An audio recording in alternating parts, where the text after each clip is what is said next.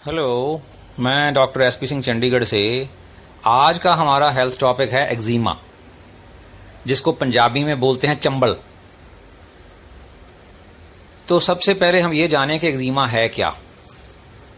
देखिए, एक्जिमा जो है एक स्किन प्रॉब्लम है जिसमें एक पैच बन जाता है और वो पैच जो है वहाँ खारिश होती है, वहाँ रेडनेस आ जाती है, वहाँ पर ब्लिस्टर्स हो जाते हैं। वहाँ पर बहुत छोटे छोटे ब्लिस्टर्स पानी से भरे हुए या डिस्चार्ज से भरे हुए स्ट्रक्चर वहाँ जो है वो पिंपल्स बन जाते हैं या ब्लिस्टर्स बन जाते हैं, जो फिर बाद में फट के वहाँ एक स्केल सी या एक जो है जिसको बोलते स्कार टिश्यू बन जाता है, वहाँ जो उतर जाता है और फिर खारिश होती है। फिर ऐसा ही जो प्रोसेस चलता है, यहाँ वहाँ क्रैक्स आ जाते हैं और क्रैक्स में से ब्लीडिंग होती है और इचिंग इतनी सीवियर होती है कि पेशेंट को ये लगता है कि मैं इस जगह को खरोच दूं, इस जगह को मैं किसी चीज से काट के फेंक दूं। ये है एक्जिमा। तो पहले तो हम ये जानें कि एक्जिमे के कौन कौन से जो हैं कारण हो सकते हैं, क्यों होता है एक्जिमा। देखिए, सबसे जो इसका टॉप मोस्ट जो कारण है वो है बैड इनहेरिटेंस। अगर पेरेंट्स में एक्जिमा है तो बच्चों में एक्जिमा डेफिनेटली आ सकता है और ये प्रैक्टिकली बिल्कुल ट्रू है। दूसरा इसमें है कि हमारे इम्यून सिस्टम का या वीक होना या ओवर एक्टिव होना, कि जो हमारा डिफेंस मैकेनिज्म है, जो सिस्टम जो बीमारी से लड़ता है, अगर वो वीक हो जाए तो भी एक्जिमा हो सकता है, या अगर वो ओवर एक्टिव हो जाए तो भी वो क्या करेगा कि वो जो नॉर्मल जो फूड है या जो एक्सटर्नल फैक्टर्स हैं उनको ओवर रिएक्ट करेगा और स्किन पे एक्जिमा कर देगा। और तीसरा इसका कारण है एनवायरमेंटल पोल्यूशन। एनवायरमेंटल पोल्यूशन में स्मोक आ जाती है, डस्ट आ जाती है। और चौथा कारण है ड्राई स्किन। अगर देखिए, जिस बंदे की स्किन ड्राई है उसमें प्रॉपर मॉइस्चर नहीं बनता, तो वो क्या है कि वो स्किन जो है वो अपने आप को प्रोटेक्ट नहीं कर पाती, कि एक्सटर्नल फैक्टर जो है उस पर बहुत जल्दी काम करने लग जाते हैं, बहुत जल्दी उसको इफेक्ट करते हैं। और अगला कारण है chemical factors, chemical external factors, जैसे कॉस्मेटिक्स हैं। लेडीज कॉस्मेटिक्स ज्यादा यूज करती हैं और कॉस्मेटिक्स में बहुत ज्यादा केमिकल्स यूज होते हैं। उसी तरीके से ऑक्यूपेशनल हैजर्ड्स हैं, जो लोग जो हैं फैक्ट्रीज में काम करते हैं, वहां ऐसा केमिकल यूज किया जाता है जो बार बार उनकी स्किन के कांटेक्ट में आता है, तो उससे भी एक्जिमा जो हो जाता है। अगला जो कारण है वो है स्ट्रेस। कि देखिए, अगर कोई बंदा जो है वो पहले से उसके ब्लड में ये चीज है कि उसको ये चीज जो है विरसे में मिली है, यानी कि उसके पेरेंट्स को ये प्रॉब्लम थी और उसके ब्लड में अगर है, लेकिन वो अभी फ्लेयर अप नहीं हुई, लेकिन अगर स्ट्रेस बहुत ज्यादा पड़ गई तो स्ट्रेस के कारण वो फ्लेयर अप हो जाएगी और वो पूरा एक्जिमा जो है वो फूट पड़ेगा सारी स्किन के ऊपर या किसी पर्टिकुलर जगह के ऊपर। तो अगला इसका जो कारण है वो है रॉन्ग फूड। रॉन्ग फूड का मतलब जो हम आजकल क्या करते हैं, जो हम प्रोसेस्ड फूड खाते हैं, इंडस्ट्रियल फूड खाते हैं, उसमें केमिकल्स यूज किए जाते हैं और वो फूड जो है वो रिफाइंड फूड है, फ्राइड फूड है और वो अच्छे तेल में नहीं बनाई गई। तो ये सब कारण हैं जो एक्जिमा जो है कर सकते हैं। लेकिन इसका एक्जिमे का जो मेन कारण है वो है बैड इनहेरिटेंस, कि विरसे में कोई चीज आ जाती है और ये विरसे में ही आती है। आप देख लेना, अगर बच्चों में किसी को होगी तो पेरेंट्स में कहीं ना कहीं किसी ना किसी को जरूर होगी, और वो किस शेप में होगी ये मैं आपको आगे बताऊंगा कि कैसे हो सकती है वो। तो मतलब इसके सिम्टम्स आप देखिए, सिम्टम्स इससे क्या होंगे। सिम्टम्स इसके देखिए, इसका पहला सिम्टम तो हुआ खारिश होना, बहुत खारिश होगी। और जब खारिश होगी तो फिर वहां क्या होगा, जो स्किन है खराब हो जाएगी और वो स्क्रैच आ जाएंगे, वहां स्क्रैचेस से वहां क्या होगा, स्केलिंग होनी शुरू हो जाएगी, वहां से कुछ क्रीम सा उतरेगा और जो स्किन है रेड हो जाएगी, लाल हो जाएगी। और वहां क्या होगा, वहां वाटर फिल्ड जो है वो ब्लिस्टर्स बन जाएंगे, फ्लूइड फिल्ड ब्लिस्टर्स, यानी कि वहां छोटे छोटे ब्लिस्टर्स बन जाएंगे जिनमें जो है वो पानी सा या फ्लूइड जो भरा होगा। और आगे क्या होगा, अगर और ज्यादा सीवियर हो जाए तो फिर वहां उस एरिया में क्रैक्स आ जाएंगे और वो क्रैक्स जो हैं वो बार बार जो है उनमें खारिश होगी, वो क्रैक्स जो हैं उनमें से ब्लीडिंग होने लगेगी। जब आप खारिश करोगे तो उनमें से ब्लीडिंग होने लगेगी, वहां से ब्लड आने लगेगा। तो ये जो कंडीशन है एक्जिमे की, ये अगर जब हो जाती है किसी को और इसका अगर प्रॉपर ट्रीटमेंट ना हो तो ये फिर सालों तक और कईयों को तो सारी उम्र ही ये जो है ये एक्जिमा जो है ये रहता है। और वो जैसे जैसे क्रॉनिक हो जाता है सिम्टम्स तो वो कुछ ना कुछ लगाएगा, कोई ना कोई मेडिसिन लेगा तो सिम्टम्स कम हो जाते हैं, काफ़ी इनकी इंटेंसिटी घट जाती है, खारिश होना या ब्लीडिंग होना या ब्लिस्टर्स होना ये तो कम हो जाते हैं, लेकिन जो एक्जिमा है एज इट इज स्टे करेगा स्किन के ऊपर, वो पैच रहेगा। तो आगे हम आते हैं कि कौन कौन सी चीजें हैं जो एक्जिमे को ट्राइगर करती हैं। कि एक्जिमा किसी को है, उसने उसके अंदर बॉडी के अंदर है, उसको विरसे में मिला है, तो कौन कौन से फैक्टर्स हैं जो इस एक्जिमे को ट्राइगर कर सकते हैं। देखिए सबसे पहला जो इसमें है वो है स्मोकिंग। जो लोग स्मोकिंग करते हैं अगर उनके पेरेंट्स में कहीं एक्जिमा था तो उनको एक्जिमा जो है बहुत जल्दी हो जाएगा या हो सकता है।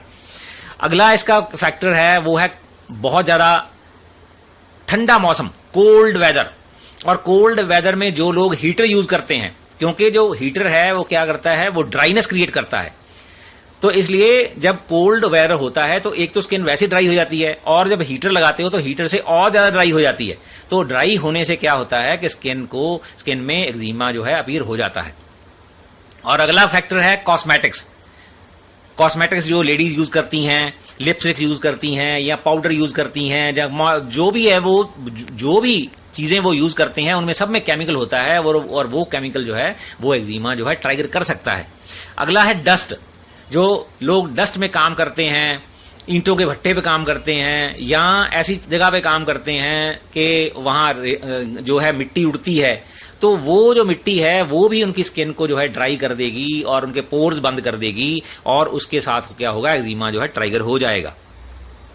अगला फैक्टर है पोलन्स। पोलन्स होते हैं जो वो होते हैं स्मॉल स्मॉल, जो छोटे छोटे, जो टाइनी, आप बोल सकते हो कि ग्रेन लाइक स्ट्रक्चर्स होते हैं जो प्लांट्स जो होते हैं वो रिलीज करते हैं दूसरे प्लांट को, अपनी स्पीसी के दूसरे प्लांट को फर्टिलाइज करने के लिए, उनको पोलन्स बोलते हैं। और वो पोलन्स जो हैं वो भी जो है वो एक्जिमा ट्राइगर कर सकते हैं।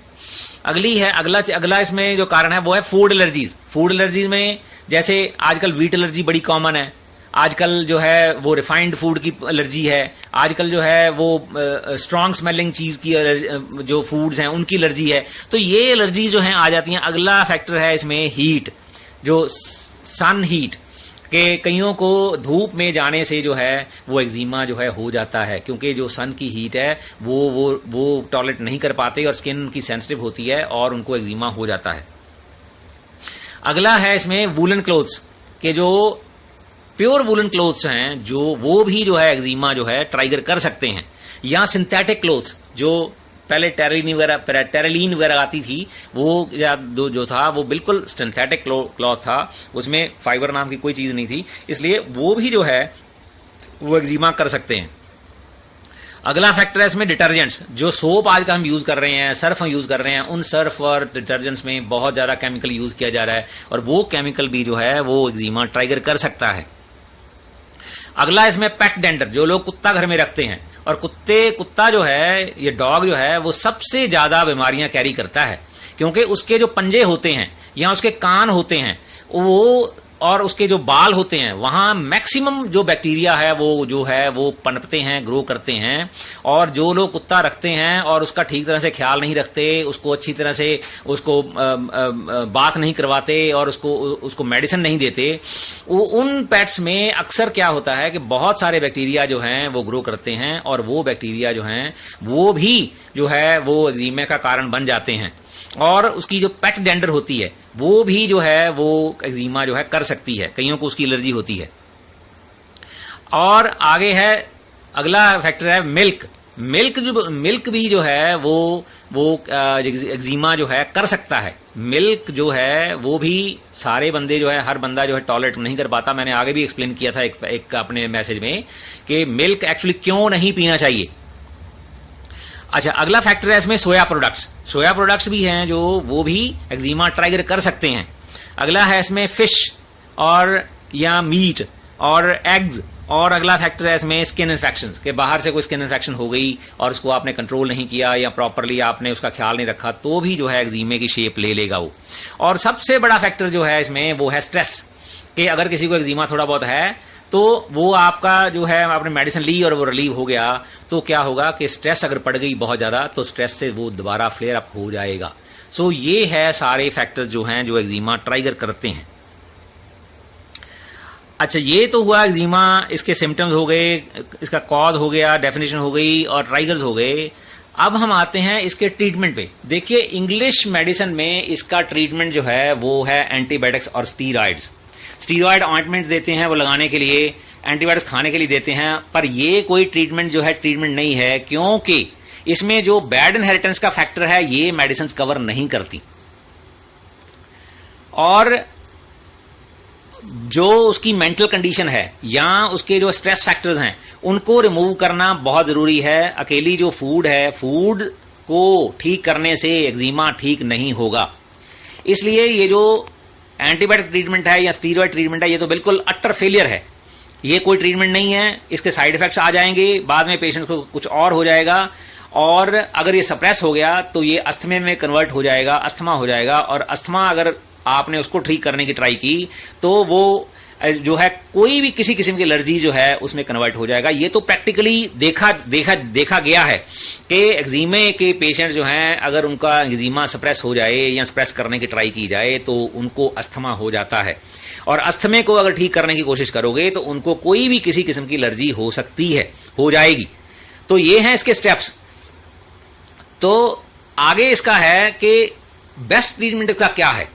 देखिए, इसका बेस्ट ट्रीटमेंट जो है वो सिर्फ और सिर्फ होम्योपैथी में है और कहीं नहीं है। ये आप इस बात को डिनाई करो, चाहे इस बात को मानो चाहे ना मानो, इसका सिर्फ और सिर्फ ट्रीटमेंट जो है होम्योपैथी में है, क्योंकि होम्योपैथिक मेडिसिन में एक तो सबसे बड़ा जो उसमें एडवांटेज है वो ये है कि वो बैड इनहेरिटेंस के फैक्टर को कवर करती है, और बैड इनहेरिटेंस को कवर किए बिना आप इस बीमारी को ठीक नहीं कर सकते। और दूसरा है इसमें कि जो स्ट्रेस फैक्टर आते हैं या उसकी जो मेंटल कंडीशन है पेशेंट की, या जो मेंटल सिम्टम्स उसमें हैं, और या ये सारी चीजें देख के, या उसके जनरल सिम्टम्स का मतलब है अगर सपोज करो किसी को एक्जिमा है और वो एक्जिमा जो है वो सर्दियों में बहुत बढ़ जाता है, लेकिन उस एक्जिमे को अगर हीट से आराम मिलता है, उसको कवर करने से उसको आराम मिलता है, तो इसके लिए स्पेसिफिक मेडिसिन है। तो मतलब मेरा कहने का मतलब ये है कि एक्जिमे का ट्रीटमेंट अगर कहीं है तो वो सिर्फ और सिर्फ होम्योपैथी में है। लोग क्या करते हैं, लोग सालों तक स्टीरॉयड लगाते रहते हैं, सालों तक एंटीबायोटिक्स लेते रहते हैं, और वो अपना सिस्टम सारा ही खराब कर लेते हैं, और साइड इफेक्ट्स आने शुरू हो जाते हैं, और 3-4 बीमारियां जो हैं और क्रिएट कर लेते हैं वो इसको ठीक करते करते, लेकिन ये ठीक नहीं होता। तो मेरा कहने का ये मतलब है कि आप सब लोग इस बात को जान लें कि एक्जिमा जो है एक ऐसी बीमारी है जिसका ट्रीटमेंट जो है सही तरीके से अगर ना हो तो वो जो है इंटरनल प्रॉब्लम क्रिएट करेगा, अस्थमा क्रिएट करेगा, एलर्जीज क्रिएट कर देगा, जो उससे भी ज्यादा गंभीर समस्या होगी।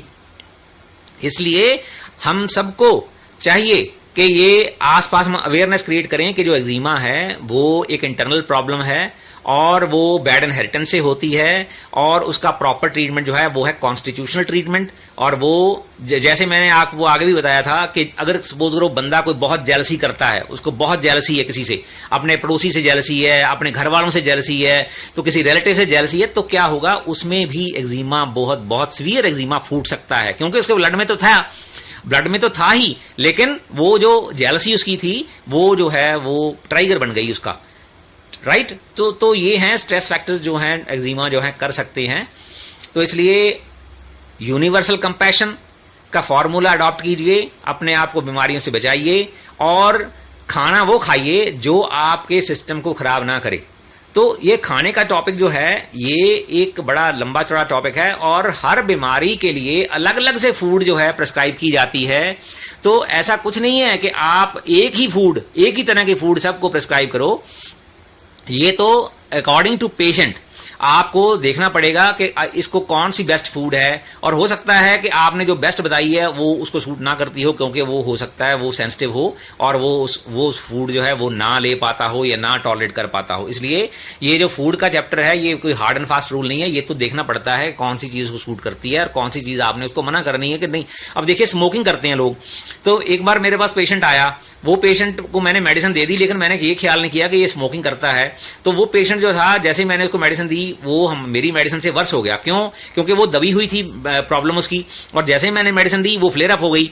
और क्योंकि एक बार तो उसने बाहर निकलना ही था, जैसे ही वो बाहर निकली वो पेशेंट तो जी गुस्सा हो गया कि भाई आपने मेरी बीमारी को बाहर निकाल दिया, ये ऐसा हो गया वैसा हो गया। तो फिर उसने मेरे को बताया कि भाई मैं तो स्मोकिंग करता हूं और स्मोकिंग मैं छोड़ नहीं सकता। तो फिर मैंने उसको बोला, भाई साहब मेरे को करो माफ आप, कि मैं आपकी हेल्प नहीं कर पाऊंगा, क्योंकि स्मोकिंग जो है वो सबसे बड़ा फैक्टर है जो इसको ठीक नहीं होने देगा। इसलिए टमाकू का सेवन, टबैको का सेवन ना करें, उससे बचें, स्मोकिंग ना करें। तो ये सब चीजें जो हैं ये एक्जिमे को ठीक नहीं होने देंगी। तो आज के लिए सब बस इतना ही। Thank you very much.